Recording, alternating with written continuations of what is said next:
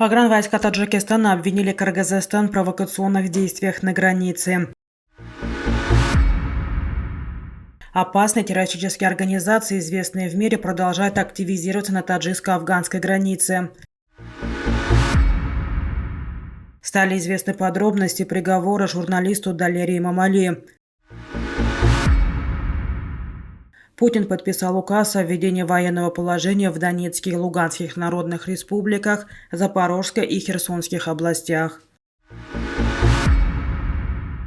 Управление пограничных войск ГКНБ Республики Таджикистан по Сагдийской области заявляет, что несмотря на договоренности, закрепленные в протоколе от 25 сентября, кыргызская сторона предпринимает преднамеренные действия, направленные на эскалацию обстановки в приграничных районах.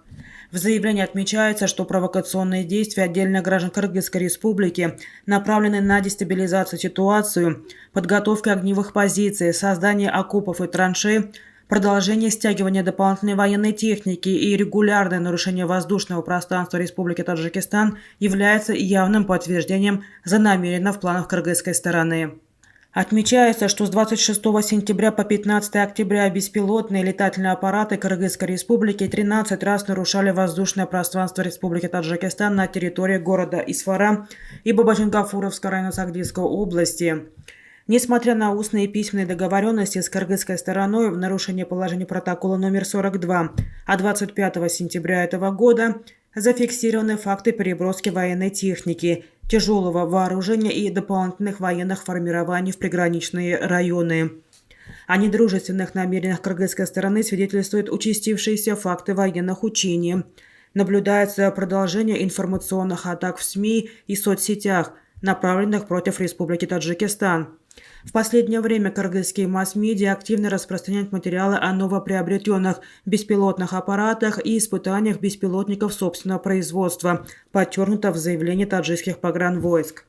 Также сообщается, что жители села Аксай с населением 3500 человек на протяжении длительного времени систематически осуществляют нападения на граждан Республики Таджикистан и их автотранспорт, блокируя единственную автодорогу в Варух, ограничивая в передвижении 45 тысяч граждан Таджикистана, ущемляя их права, изолируя от внешнего мира. Вышеуказанные факты являются прямым доказательством целенаправленных действий кыргызской стороны по эскалации обстановки и провоцированию возникновения новых вооруженных конфликтов в приграничных районах, разжиганию межнациональной розни, отмечено в заявлении. Республика Таджикистан подтверждает свою твердую приверженность неукоснительному соблюдению достигнутых договоренностей по вопросам стабилизации обстановки в приграничных районах и разрешению имеющихся проблем исключительно политико-дипломатическими методами. Это происходит вопреки публичным выступлениям отдельных официальных лиц Кыргызстана, отрицающих возможность достижения мира между нашими странами и народами, вносящих раздор среди военнослужащих и гражданского населения, пребывающих в глубоком заблуждении. Гражданскому обществу Кыргызской республики необходимо дать адекватную оценку их заявлениям и поведению. Погранвойска Таджикистана призывают военное руководство Кыргызстана упреждать и пресекать провокационные действия, приводящие к вооруженным конфликтам, принимать необходимые меры по реализации подписанных протоколов и обеспечению мирной жизни в приграничных районах. В первый день международной конференции «Международное и региональное сотрудничество в области безопасности границ и пограничного контроля для борьбы с терроризмом и предотвращения передвижения террористов в Душанбе» участники высказали свои опасения за безопасность региона и Таджикистана в частности. Количество участников исламистских группировок, действующих в Афганистане, превышает более 13,5 тысяч человек, заявил директор исполнительного комитета региональной антитеррористической структуры Шанхайской организации сотрудничества Руслан Мирзаев. Это, по его словам, не считая боевиков исламского государства, точную численность которого узнать невозможно. В 2021 году на территории государств-членов ШОС было задержано 1500 разыскиваемых лиц, предотвращено более 40 терактов. Терроризм все больше приобретает черты политизированной криминальной деятельности, заключил Мирзаев во время конференции.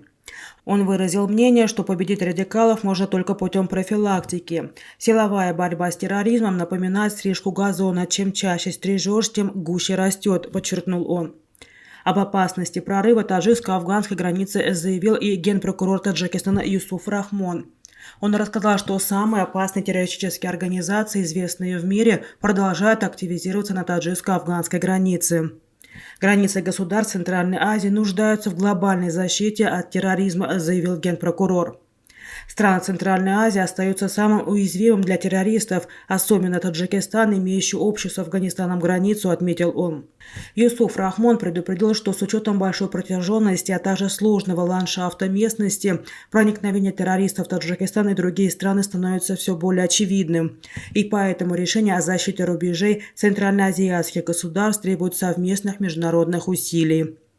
Генпрокурор Таджикистана также заявил на конференции, что почти 250 жен и детей террористов удалось вернуть домой силовиками страны за последние 3 года.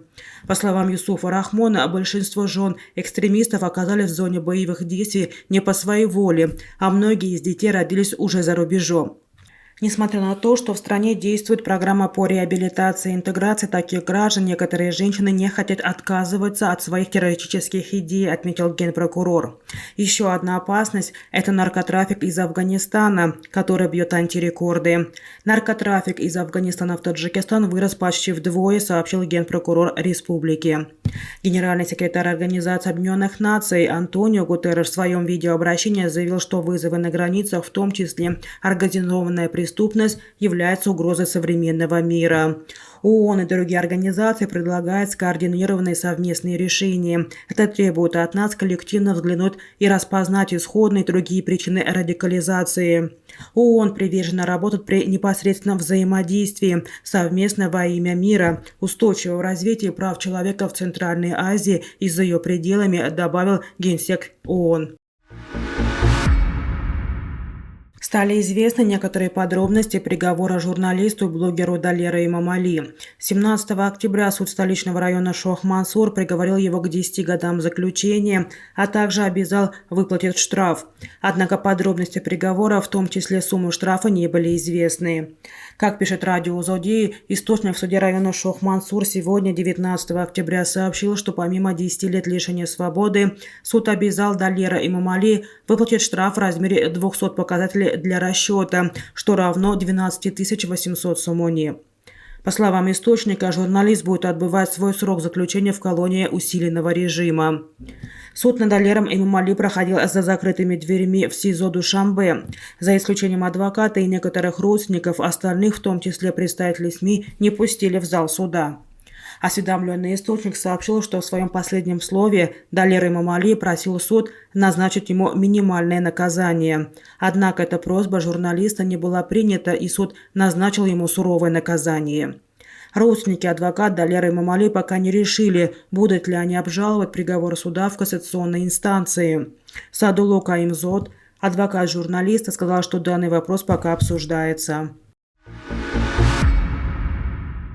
Президент России Владимир Путин на заседании Совета Безопасности сообщил, что подписал указ о введении военного положения в 4 присоединенных к России регионах – в Донецкой и Луганских народных республиках, Запорожской и Херсонских областях. На какой срок вводится военное положение, не уточняется. Это решение принято в связи с террористическими угрозами со стороны Украины. По его словам, указ будет сразу же отправлен на утверждение в Совет Федерации. Согласно указу, опубликованному на сайте Кремля, военное положение вступит в силу с завтрашнего дня, 20 октября. В течение 3 дней с момента публикации документа правительство должно представить предложение о мерах, применяемых на территории, на которых введено военное положение, отмечается в указе. Вчера, 18 октября, командующий российскими войсками военной операции Сергей Суровикин заявил, что есть данные о возможности применения военных сил Украины запрещенных методов войны в районе Херсона.